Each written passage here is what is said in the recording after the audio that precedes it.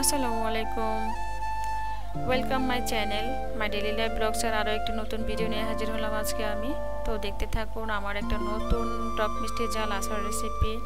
আশা করি ভালো লাগবে। ধৈর্য ধরে ভিডিওটা দেখার আমন্ত্রণ হলো সবাইকে। আর এটা একদম ইউনিক, নতুন মানে একদমই ইউনিক আস্ত জলপাই টক মিষ্টি ঝাল আচার। তো এই যে আমি প্রথম বাজার থেকে জলপাইগুলো আনার পর এভাবে বোটা ছাড়িয়ে নিলাম। বোটা ছাড়িয়ে তারপর সবগুলো জলপাই এভাবে ধৈর্য ধরে বোটা ছাড়াতে হবে। বোটা ছাড়িয়ে তারপর এভাবে ভালো করে পরিষ্কার করে নিলাম। 3-4 বার ভালো করে পরিষ্কার পানিতে ধুয়ে নিলাম। ধুয়ে নেওয়ার পর একটা পাত্রে পানি বসিয়েছিলাম আমি। পানির মধ্যে দিয়ে দিলাম জলপাইগুলো দিয়ে তারপর ঢাকনা দিয়ে ঢেকে 1 চিমটি লবণ আর 1 চিমটি হলুদ দিয়েছিলাম সাথে। তো 1 চিমটি লবণ আর হলুদ দেওয়ার কারণে কালারটা কিন্তু খুব সুন্দর আসবে। তো লবণ আর হলুদ দিয়ে আমি জলপাইগুলো একটু সিদ্ধ করে নিব। একদম ফুল সিদ্ধ করব না, 80% সিদ্ধ করব, কারণ ফুল সিদ্ধ করলে কিন্তু আস্ত জলপাইয়ের আচারটা আস্ত থাকবে না। তো আস্ত রাখার জন্য আমি 80% সিদ্ধ করে নামিয়ে নিলাম জলপাইগুলো। তো জলপাইগুলো নামিয়ে ঠান্ডা করে তারপর এভাবে বটির সাহায্যে কেটে নিলাম আর কি। কারণ এইভাবে কেটে নিলে ভিতরে মিষ্টি বা টক ঝাল মিষ্টি সব কিছু ঢুকবে ভালো করে। আর এদিকে আমার দুপুরে রান্না হয়ে গেছে। আর এদিকে আমি মশলা প্রস্তুত করে নেব আচারের জন্য। তো আচারের জন্য 3 প্রকার মশলা নিয়ে নিলাম। ধনিয়া, তারপর পাঁচফোড়ন, তারপর মৌরি, 3টা একসাথে মিডিয়াম টু লো হিটে ভালো করে ভেজে নেব। আর ওইদিকে আমি শুকনো মরিচটাও হালকা করে টেলে নিয়েছিলাম। তো শুকনো মরিচটা ভেজে যে রেখে দিলাম। শুকনো মরিচের ফাঁকিটা করে নিলাম, এটাকে বলা হয় চিলি ফ্লেক্স। আর এদিকে 3 প্রকারের মশলাকে আচারের মশলা প্রস্তুত, 2টা মশলাই প্রস্তুত করে নিলাম আমি ভালো করে। আর এদিকে আমি সাদা সরিষা আর 2টা পেঁয়াজ দিয়েছি সাথে, আর 4-5টা কাঁচামরিচ দিয়ে ভিনেগার দিয়ে বাটবো আর কি। সরিষাগুলো ভালো করে পরিষ্কার করে ধুয়ে নিয়েছিলাম। আর সাথে ভিনেগার দেওয়ার কারণ হচ্ছে আচারটা লং লাস্টিং করার জন্য ভিনেগারটা ইউজ করা আর কি।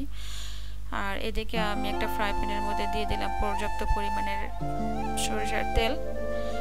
সরিষার তেলটা 2 কাপের মতো আমি দিয়েছি আর কি। 2 কাপ সরিষার তেলের মতো দিয়েছি। সাথে দিয়ে দিলাম আদা রসুন বাটা, 1 কাপ আদা রসুন বাটা, আর সাথে দিয়ে দিলাম রসুন বাটা দিয়ে তারপর ভালো করে কষাতে হবে। সরিষার তেল, আদা রসুন বাটা প্লাস এই যে 3 প্রকারের মশলা, যেমন ধরেন যে কাঁচামরিচ, তারপরে হচ্ছে সবগুলো একসাথে মিশিয়ে নিলাম। আর এদিকে দিয়ে দিলাম 1 চিমটি লবণ। লবণটা ভালো করে দিয়ে ভালো করে কষাতে হবে আর কি। কষানোটা যত ভালো হবে আপনার মশলাটা তত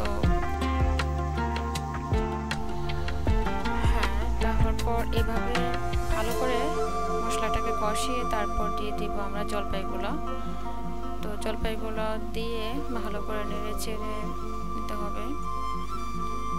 ভালো করে নাড়াচাড়া দিয়ে তারপর অবশ্যই একদম ভালো করে নাড়াচাড়া দিয়ে যেন আসলে ওই জলপাইগুলো কিছু করে নেওয়ার কারণ একটাই, যেন জলপাইয়ের ভিতরে চিনি, হলুদ, মরিচ, লবণ, ঝাল সব কিছু একদম ভিতরে ভালো করে ঢুকে, কারণ এটা তো একদম আস্ত জলপাই আচার, সেই জন্য।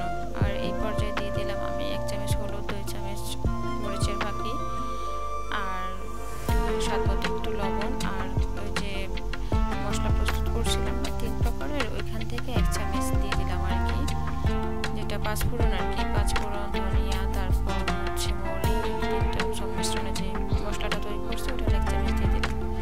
দিয়ে ভালো করে নাড়াচাড়া করে চিনিটা দেওয়ার পর জলপাই থেকে চিনির থেকে পানি বের হবে, পানি ছেড়ে দেবে চিনিটা। তো পানি ছেড়ে দেওয়ার পর আমি আরও 1 কাপ পানি, মানে এটা এই পর্যায়ে আমি দিয়ে দিলাম কি, এটা হচ্ছে আপনার মিষ্টি বলে আর কি, চিনির একরকম মিষ্টি। তো মিষ্টিটা দিয়ে দিলাম। কেউ চাইলে এখানে আপনারা গুড়ও ইউজ করতে পারেন। আমার বাসায় গুড় ছিল না, তাই আমি চিনি আর মিষ্টি দিয়ে করলাম। এটা দিয়েও অনেক সম্ভব ভালো হয়েছে আচারটা। আর আমি 1 কাপ পানি অ্যাড করছিলাম। পানিটা অ্যাড করার কারণ হচ্ছে চিনি গোলা একদম গলে তারপর যেন মশলার ভিতর ঢুকে। আর সাথে দিয়ে দিলাম সাদা সিরকা 1 চামচ। সিরকাটা 3টা স্টেপে আমি কিন্তু এখানে ইউজ করছি। 3টা স্টেপে ইউজ করার কারণ হচ্ছে আপনার আচারটা যদি দীর্ঘদিন সংরক্ষণ করতে চান তাহলে অবশ্যই সিরকাটা বেশি পরিমাণে ইউজ করবেন। তো একবারে একসাথে দেওয়া যাবে না, স্টেপ বাই স্টেপ 3টা স্টেপে আমি কিন্তু সিরকাটা দিয়েছি। আর সাথে দিয়ে দিলাম আমি তেঁতুলের কাঠ, 1 কাপ তেঁতুলের কাঠ দিয়ে দিলাম। তেঁতুলটাকে গরম পানির মধ্যে কষলিয়ে তারপর কাঁদি করে দিয়ে দিলাম। তেঁতুলের কাঁদিটা আচারের একদম এই যে একটু পানি দিয়েছিলাম না, এই পানিটা কিন্তু তেঁতুলের কাজের কারণে মানে একদম ঘন হয়ে যাবে। আর আমি এটা শুকাই নেবো আর কি, একটু ধৈর্য ধরে শুকিয়ে নিব। আর তার সাথে দিয়ে দিলাম আমি চিলি ফ্লেক্সটা দিয়ে তারপর ভালো করে নাড়াচাড়া করে দিয়ে দিলাম। চিলি ফ্লেক্সটা হচ্ছে শুকনো মরিচেরটাকে ভাগে করে নিয়েছিলাম যে ওইটা। তো চিলি ফ্লেক্সটা দিয়ে ভালো করে নাড়াচাড়া করতেই থাকবো। এই পর্যায়ে দিয়ে দিলাম আমি ফুড কালার বা জর্দা রং বলা যায়, ফুড কালারটা দিয়ে অরেঞ্জ ফুড কালারটা দিয়ে ভালো করে নাড়াচাড়া করে নিব।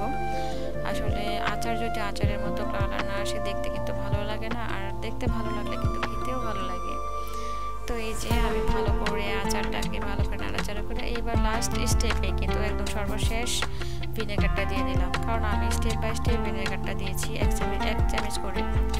টেবিল চামচ করে ভিনেগারটা দিয়ে ভালো করে নাড়াচাড়া করে এই যে দেখেন আমার আচারটা একদম কমপ্লিট। একদম আচারের কিন্তু পানিটা শুকায় গেছে। এখন যে পানিটা আছে সেটা হচ্ছে আপনার ওই যে চিনি দিয়েছিলাম প্লাস যে তেঁতুলের কাঠটা দিয়েছি সেজন্য। আর একটু শুকাই নেব, ভালো করে একদম শুকাই নেব। এই আচারটা কিন্তু আপনারা দীর্ঘদিন সংরক্ষণ করে খেতে পারবেন, কারণ ওই যে এটাতে আমরা প্রিজারভেটিভ হিসাবে কিন্তু